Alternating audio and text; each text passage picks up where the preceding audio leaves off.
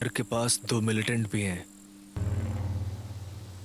Grain, मैं shoot करने वाला हूँ। पहले ये मेरा ऑर्डर है। कहानी शुरू होती है साल 2014 में यूक्रेन के एक इलाके से। यहाँ हम मिलते हैं हमारे मेन हीरो मिकोला से। मिकोला कोई गुंडा या हीरो मैन नहीं है दोस्तों। वो एक लोकल स्कूल का सीधा साधा फिजिक्स टीचर है। लेकिन इस मास्टर जी का रहने का तरीका एकदम अलग है। वो अपनी प्रेग्नेंट बीवी के साथ शहर से दूर एक सुनसान पहाड़ी पर मिट्टी और लकड़ी से बने एक छोटे से गुफा जैसे घर में रहता है। लेकिन दोस्तों, उनकी इस खुशी को किसी की नजर लगने वाली थी। उस वक्त यूक्रेन और रूस के बीच तनाव चल रहा होता है। और दोस्तों, वही होता है जिसका डर था। अगली ही सुबह जब मिकोला बाहर कुछ काम कर रहा होता है, दुश्मन के 2 खूंखार मिलिटेंट उनके घर पर बोल देते हैं। वो मिकोला को पकड़ लेते हैं और उसे बुरी तरह पीटने लगते हैं। उनकी आवाज़ सुनकर नास्तिया घर से बाहर आती है। वो प्रेग्नेंट थी, पर वो दरिंदे दुश्मन उस पर तरस नहीं खाते। वो नास्तिया के साथ बदतमीजी करते हैं और जब वो पीछे हटने की कोशिश करती है तो वो दरिंदा नास्तिया को गोली मार देता है। मिकोला के सामने उसकी पत्नी और उसके आने वाले बच्चे की मौत हो जाती है। सिर्फ इतना ही नहीं, वो दरिंदे उनके उस छोटे से प्यारे घर को भी आग लगा देते हैं और मिकोला को अधमरा छोड़कर चले जाते हैं। दोस्तों, अपनी पत्नी और बच्चे को खोने के बाद मिकोला के अंदर जीने की चाह खत्म हो चुकी थी। अब उसकी जिंदगी का सिर्फ एक ही मकसद था, बदला। वो सीधा यूक्रेनियन मिलिट्री के पास जाता है और उनके वॉलंटियर ग्रुप में शामिल हो जाता है। मिकोला को स्नाइपर ट्रेनिंग कैंप में भेज दिया जाता है।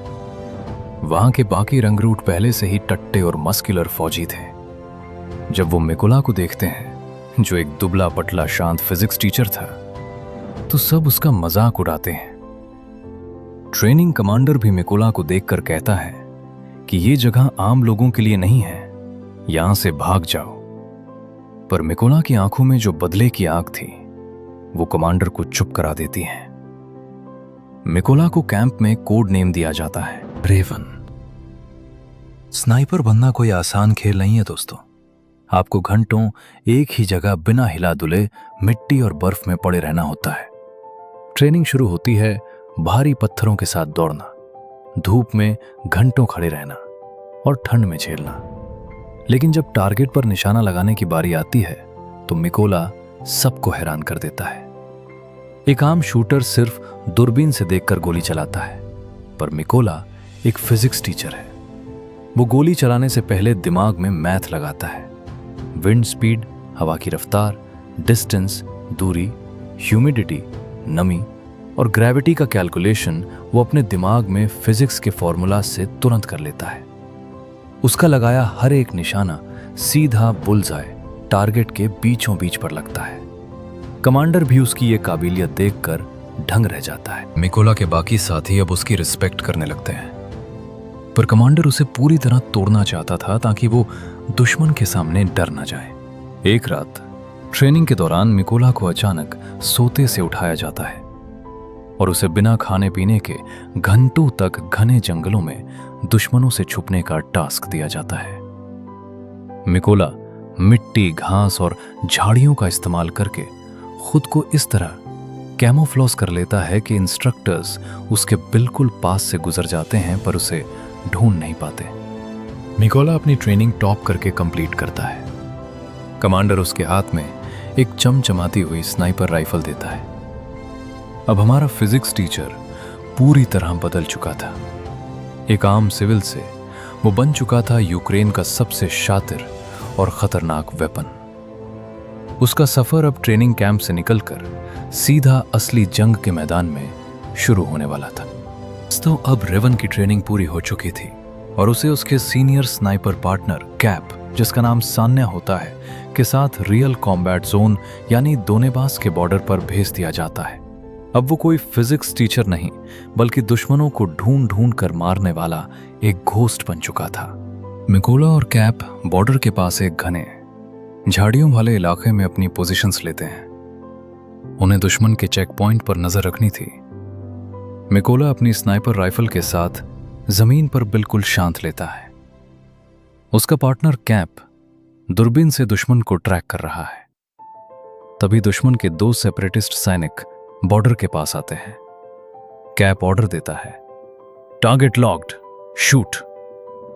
मिकोना का दिल 1 सेकंड के लिए तेज धड़कता है। वो ट्रिगर दबा देता है।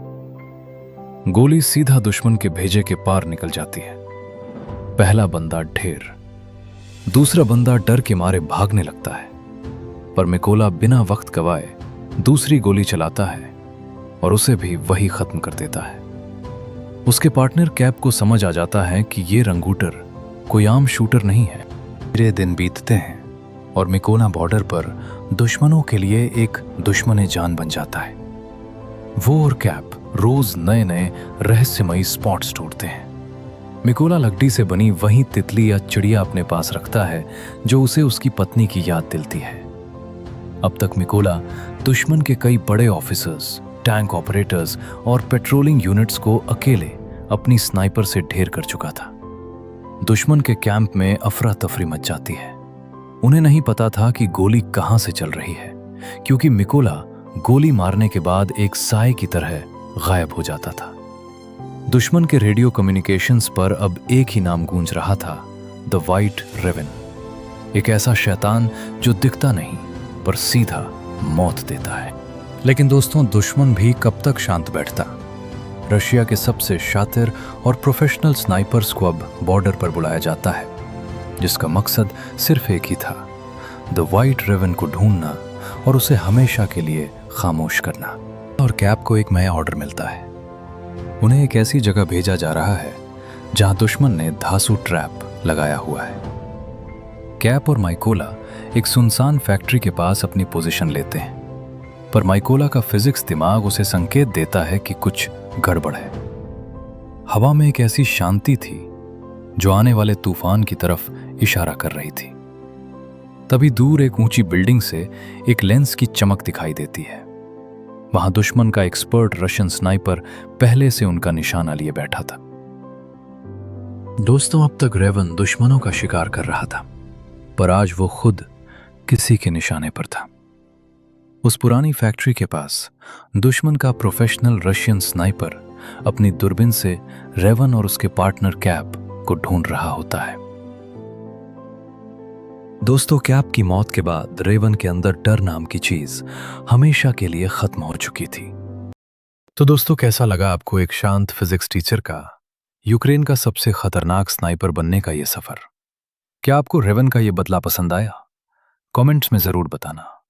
अगर वीडियो में मजा आया हो और हमारी एक्सप्लेनेशन अच्छी लगी हो तो RTVHT एनिमे को सब्सक्राइब करना और वीडियो को लाइक करना बिल्कुल मत भूलना। मिलते हैं अगले वीडियो में एक और धमाकेदार कहानी के साथ। तब तक के लिए बाय बाय।